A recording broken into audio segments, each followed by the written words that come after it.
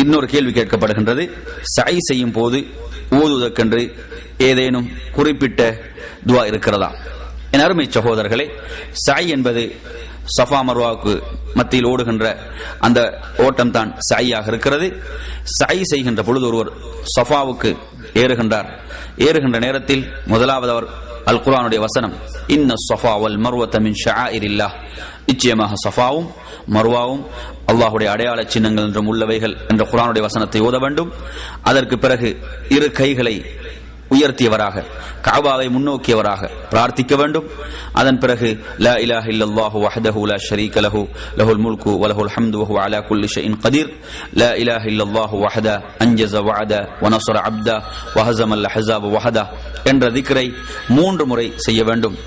இதைத்தான் நாம் ஹதீஸ்களிலே காணுகின்றோமோ தவிர அந்த சையை செய்து கொண்டிருக்கின்ற பொழுது விசேஷமான எந்த ஒரு துவாவும் ஹதீஸ்களில் பதிவாகவில்லை, கிடைக்கவில்லை.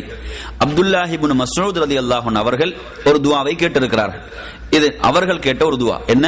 ரப்பிக்ஃபிர் வர்ஹம் இன்னக அன்தல் அஅஸ்ஸுல் அக்ரம். இது அப்துல்லாஹ் இப்னு மஸ்ஊத் ரலியல்லாஹு அவர்கள் கேட்ட ஒரு பிரார்த்தனை.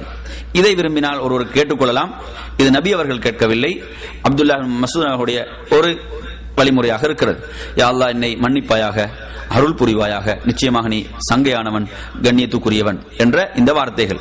இதை தவிர வேற எந்த ஒரு விசேஷமான துவாவும் சாயிலை கேட்பதற்கு நபி அவர்கள் கற்றுத்தரவில்லை, எந்த ஒரு செய்தியும் பதிவாகவில்லை. எனவே ஒருவர் விரும்பிய துவாக்களை, பிரார்த்தனைகளை கேட்டுக்கொள்ளலாம், விரும்பிய திக்ர்களை செய்து கொள்ளலாம், விரும்பிய குர்ஆனுடைய வசனங்களை ஓதிக்கொள்ளலாம்.